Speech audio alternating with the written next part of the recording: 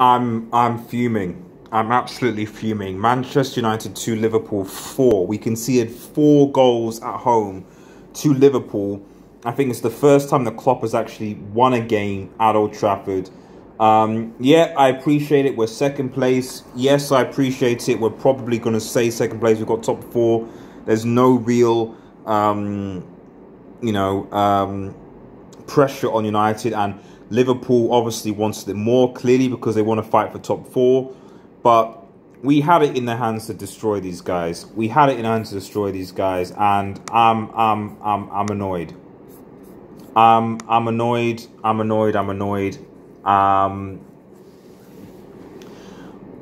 don't know what else I can say about this game other than, rather than deconstructing how bad we were, because we were.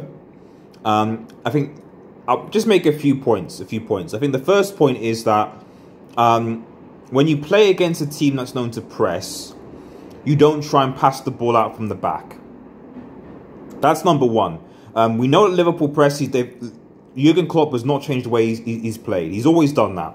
And we, in relation to, have not tried to out-press them, but instead long defended well, long board up to either Rashford or Green or whatever to run at them and score goals. That's how we've beaten Liverpool usually.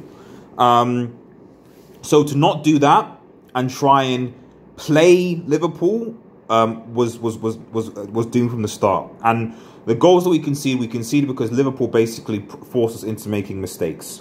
The 4th goal, I'm not going to really count it because, let's be real, we're chasing the game and we put Matic on and they got it.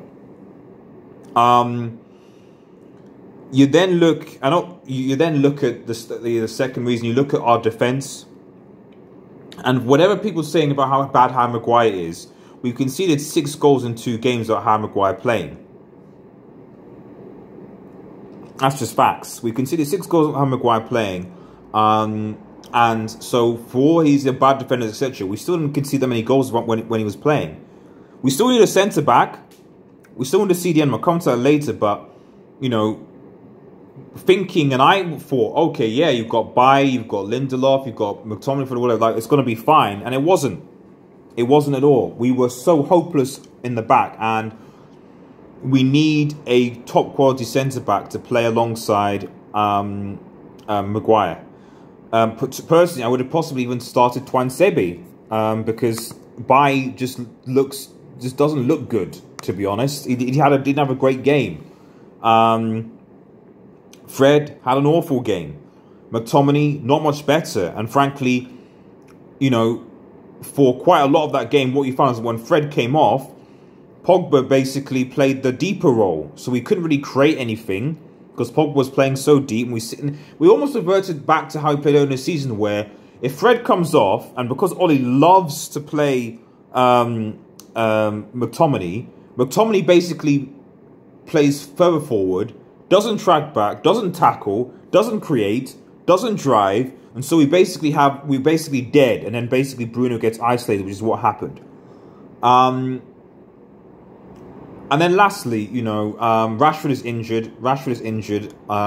He didn't have a great game I think it was off the right. He's much better on the left. We need to know this now. You can't shoehorn him in. He's clearly playing with an injury. If you're going to play a right wing, I would play Ahmad or Greenwood. Ahmad and Greenwood have been better on the right than Rashford has been since the last couple of months. Stop doing it. Shout out to him getting the goal, but he was a lot better when he went onto the left. At the end of the day, if this game doesn't prove that we don't need signings, I don't know what is. And I plead to all United fans, don't think that just because we get a Sancho, it solves our problems. Sancho playing today for United wouldn't have solved those problems. But a Basuma, an Ndidi, a Varane, something from a defensive point, that potentially solves the problem. So it is what it is. Anyway, if you're new to the channel, remember to like, share, and subscribe to Red Devil Studio. Follow us on Twitter and smash that notification button for latest United news. Have a nice day, everyone, and cheers.